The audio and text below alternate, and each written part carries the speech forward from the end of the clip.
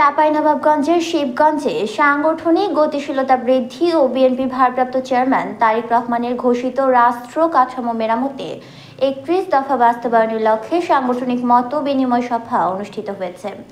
বৃহস্পতিবার বিকেলে শিবগঞ্জ পৌর উপজেলা বিএনপি ও অঙ্গ সহযোগী সংগঠনের উদ্যোগে উপজেলার মহদীপুরে এই মত বিনিময় সভা অনুষ্ঠিত হয়। অনুষ্ঠানে উপজেলা বিএনপির ভারপ্রাপ্ত আহ্বায়ক মবিনুর রহমান মিয়ার সভাপতিত্বে ও সদস্য সচিব হায়াতুদ্দৌলার সঞ্চালনায় প্রধান অতিথির বক্তব্য রাখেন বিএনপির রাজশাহী বিভাগীয় সাংগঠনিক সম্পাদক অ্যাডভোকেট সৈয়দ শাহিন শওকত।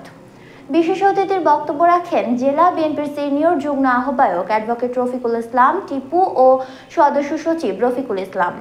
এ সময় উপস্থিত ছিলেন জেলা বিএনপির সদস্য আশরাফুল আলম রশিদ, শরীফুল ইসলাম শারেফ, জামাল উদ্দিন অপু, শিবগঞ্জ পৌর বিএনপির আহ্বায়ক জিন্নুর রহমান, যুগ্ম আহ্বায়ক আহসানুল কবির টুটুল, সদস্য সচিব মতিউর রহমান লিটল ও উপজেলা বিএনপির যুগ্ম আহ্বায়ক আসগর আলী সহ অন্যান্যরা।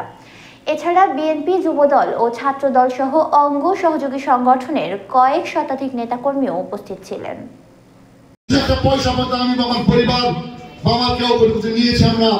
এটা আমি জোর করে বলতে পারবো না, একটি পয়সাও আমরা দল থেকে নিইনি। আমি দলকে দিয়ে রাজনীতি করে আসছি। সেই ত্যাগের মহিমা আপনার থাকতে হবে। ৫ই আগস্টের পরে আমাদের দলের ভিতরে অনেক বিচ্যুতি ঘটেছে। অনেকেই খাল বিল দখল করতে গেছেন, অনেকেই আমার দলের নাম করে বিভিন্ন ধরনের অপকর্ম করতে গেছেন। তাদের দলের দুর্নাম হয়েছে।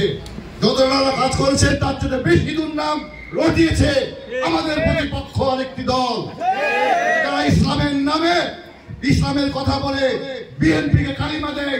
আওয়ামী লীগ যাত্রা যা ছিল বিএনপি তারাও এমন অপকর্ম নাই, তারা করেনি, কিন্তু করেছে গোপনে। আমাদের বোনেরা আছেন, আমাদের মায়েরা আছেন, আমাদের ভাস্তিরা আছেন, তোমাদের অনেক দায়িত্ব কাজ করা।